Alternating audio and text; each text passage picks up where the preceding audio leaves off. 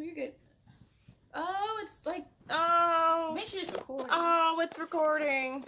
But like, our heads are too big. My head's too big. Yeah, like it was cutting out your head. So. What about now? You're good. At least now you don't have to worry about your shorts. Scooch. How's my head look? Looks fine. You just look tall in the video, but you're all in. Stop playing your tiptoes. I feel again. Yeah, with you, I can feel again. Hello, I'm Octavia. Hi, I'm Octavia, And welcome back to our channel, Sunny Magnolias. So today we are here to do what, sister? A Summer TBR. And what is a Summer TBR? Wait, what is it? To be read. Gotcha. Oh, I knew wow, what it was. did you not know? No, I knew what it was. Like a split second, I did forget. Okay. I did forget. So for those of you who are new to BookTube / book anything, TBR stands for TBR, to be read. To be read. So I remember when I first got into like Bookstagram and BookTube, I like be on Instagram and I'd be like, people would be like, so I really have to get to this TBR pal, or they're like, oh, TBR pal. I'm like, what's a TBR? It's like the DIY thing. Do it yourself. That Yeah. took me a while. It took me months. But TBR stands for to be read. To be read. And so we are bringing to you our list of to be read books For the the season of summer, which summer ends in September. What? September. Wait, I'm not excited for that. Why am I dancing? I'm excited for September. Okay. But, so, we're going to show you a list of books. I have about 4 or 5 books, I believe. I have 4 books. Yeah, a succinct number of books. But, Octavia, do you want to get started? Yes. All right. And if these books don't get read during the summer, then they might just not get read at all. I'm just playing. They'll get read probably during the fall instead of the summer. All right. So my first book is Illuminae by Amy Kaufman and John Kristoff. It's like 3 years old. It is, and it's taken me about 2 years to read it. I have the audiobook and I still have yet to finish it. I am about this much left of the book to read. Yeah. But, so I need to finish it, and so I want to finish it during the summer. So are you going to read Gemini and I'm not even going to attempt the last book. I remember Obsid, and that's about all. It's not Obsidian. I don't know. Obsidian? But yeah, I do want to read the Gemini and the third book with the audio, because the audio is great. It has several dozens, if not dozens, of different voices that go into the audio. Dozens would be like 24 people. Huh? Several dozens. I'm not talking about several dozens. You mean a dozen people? Yeah, it has about a dozen people that do the voiceover for the book. So you have like a general, you have the 2 main characters, you have the scientists and the nerds and the geeks and stuff, and they all have different voices, different tones. Zombies. And the zombies. There are weird, freakish zombies in this book. Spoiler and it's like, alert if you haven't read it. Spoiler alert. I mean, it ain't really big. Okay. Yep, that's my first book, Illuminae. So, my first book. So I was on the YA train, then kind of jumped off the YA train to like biographical, memoir-ish, not YA books. So my first book is a book that I started in college. It is called The Knowledge of the Holy by A.W. Tozer, who was this popular evangelical author, I'm reading on the back, and a Christian mystic. And so he wrote really cool books like The Pursuit of God and these other books. And so it's an interesting book about the nature of God. Who is God? What is he like? And how our being is wrapped up in the being of who God is, and understanding God, and that way understanding ourselves. So it's a really interesting book. I started it, and I think I like sped read it in class when I was in college, which was like, this was freshman year, so like 3 years ago.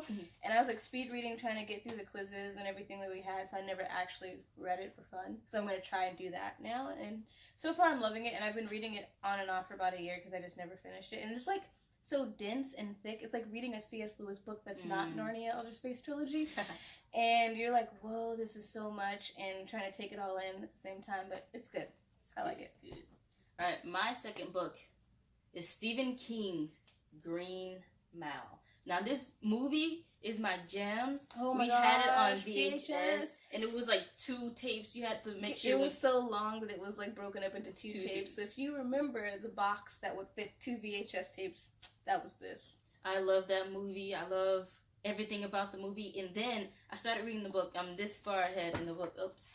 I'm this far ahead in the book. I'm this far in the book, not far ahead. I'm this far in the book.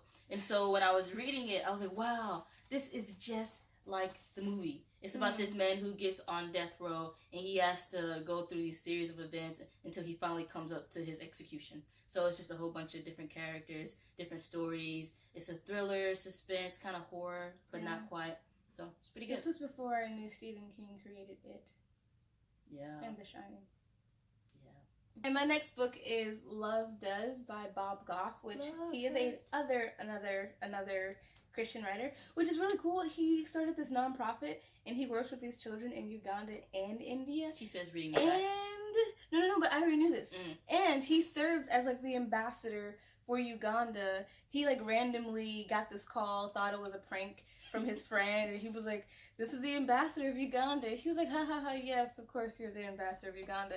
And he was like, "So I want you to like be on our chair and like help or whatever." And he was like, "Ha ha ha, yeah, of course." And so like a couple weeks later, this guy calls again and was like, "I'm in wherever he was at," and was like, "Do you want to meet up?" And he was like, "Oh wow, this guy is really extending this joke," because they were like super practical jokers with each other. And he ends up meeting the guy at the hotel or wherever it was, and it was a real person from Uganda wanting him to be on the chair of Uganda. But this book is about love and how, as Christians, as human beings, how love really is the thing that propels us forward in life, and what love can do and should do in a natural human being's life. And it's just really interesting. I like it so far. I'm on like chapter, don't be fooled, this is not where I am, but I'm like on chapter 3 or 2, and this book has been on my TBR list for like 4 years now, and I own it, and it was like $3.99 from this thrift store, and we don't usually have thrift stores, so it was great. All right, my third book, oh my gosh, she's really excited for me. My third book is The Hate You Give. So I found out about this book a long time ago. I was on YouTube, and I was like, oh wow, a black author, and the cover art looks really nice. And so I went up to it, and I read her interview. I watched her interview, and I said, oh, okay, I really want to dig into this book. But then I never got to it, and here we are several months later, and I finally have it in my possession. Like a year? Okay, maybe a year later. This is like, I'm just kidding. It was way before the hype came out. So she loves to point out the fact that she was into this book way before me or our friends were interested. She was like, I knew about this book before you knew about this book. But one of the most amazing things about this book, it was written by Angie Thomas, who goes by Chanji on Twitter because of like T'Challa and Black Panther. And she's from Jackson, Mississippi. And if you've been following our channel, you know that we are also from Mississippi. So it's like amazing. And she still lives in Mississippi. She's not like Catherine Stockett, who wrote The Help and then grew up in Jackson and then left Mississippi to go live in New York, which is not a big deal. I'm happy for Catherine Stockett, and The Help is one of my favorite books of all time. But it's just really cool to have someone who still, you know, resides in the state of Mississippi. Honestly, don't know where that went, but yep, The Hate You Give. And my next book is, I'm going to go ahead and do 2 really quickly because we don't want this video to be very long for you guys. But my next book is Americanah by Chimamanda Adichie Ngozi Adichie. Chimamanda Ngozi Adichie. She's a Nigerian author, and she is amazing. She's a feminist, and she has written a book, or a short essay called We Should All Be Feminists. But this book is about 2 friends who grew up in Nigeria who later in life end up going different places. So one of the main characters, Ifemelu.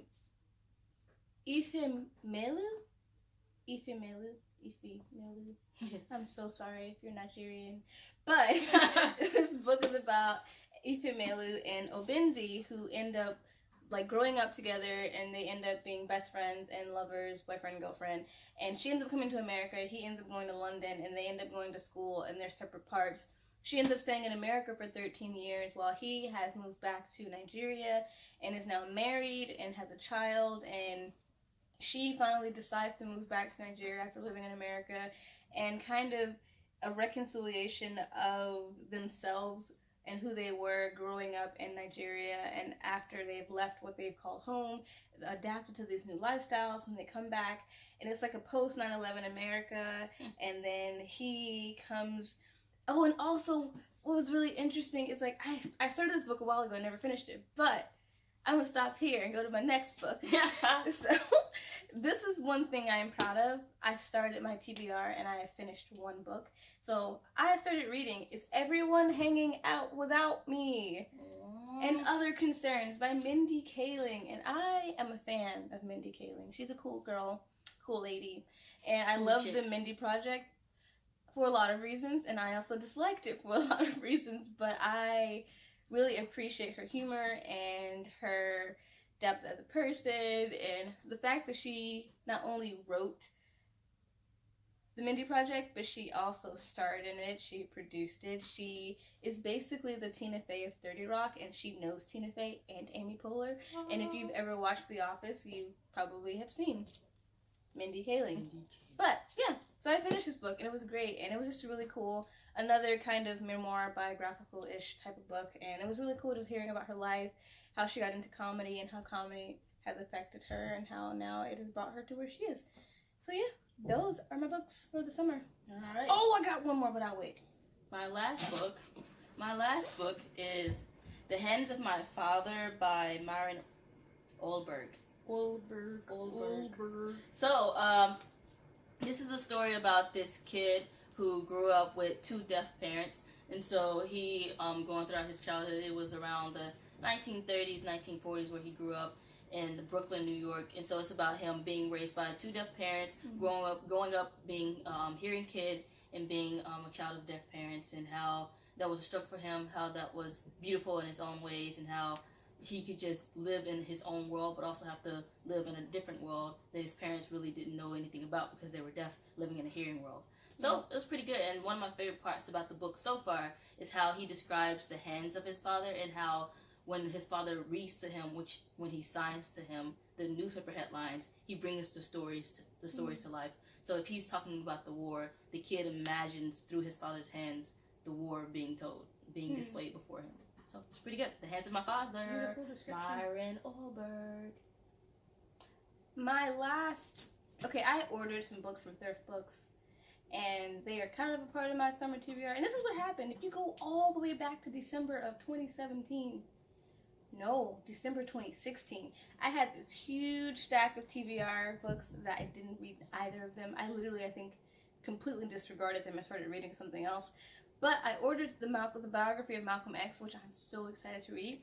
And then I ordered The Joy Luck Club by Amy Tan, which is about this Chinese family, how they have immigrated to America, and it's about 4 generations of Chinese American women and their stories, and I'm super excited to read it. So excited to read it. But I'm done, because I have kind of talked a lot and have kind of overleapt what I think my TBR should be as I look at my list. Yet I keep it realistic, keeping it real. She has kept it realistic, But we hope you've enjoyed our books, and if you've read any of them, please comment below. We would love to hear your opinions of any of these books that we have, and we hope you enjoyed it. Have a great day. Sun shines and smiles. Peace out. Bye. I hope you enjoyed it. Yeah.